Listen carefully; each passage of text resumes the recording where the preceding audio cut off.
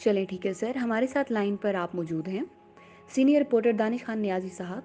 अच्छा सर, आप ये बताएँ कि इस मुश्किल की घड़ी में हम सैलाब से मुतासर होने वाले लोगों की मदद किस तरह से कर सकते हैं?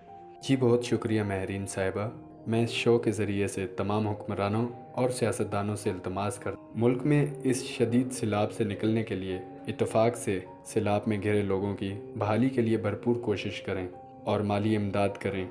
और मुखय्यर हजरात जिनको अल्लाह ने दौलत से नवाजा है, मेरी उनसे दरख्वास्त है कि वो भी मुश्किल की इस घड़ी में सैलाब से मुतासरा लोगों की मदद करें। ताजिर बिरादरी से भी मेरी गुजारिश है कि बराह करम नाजायज़ मुनाफाखोरी से इज्तनाब करें। इसके अलावा जहाँ तक आपसे तावन हो सकता है, मुतासरा लोगों की मदद करें ताकि रोज़े महशर आप और मैं अपने रब के सामने सुरखरू होकर खड़े हो सकें।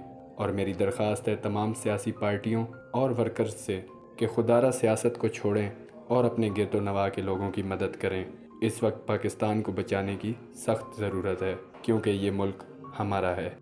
बहुत-बहुत शुक्रिया दानिश खान नियाज़ी साहब, आपने अपनी राय से हमें आगाह किया।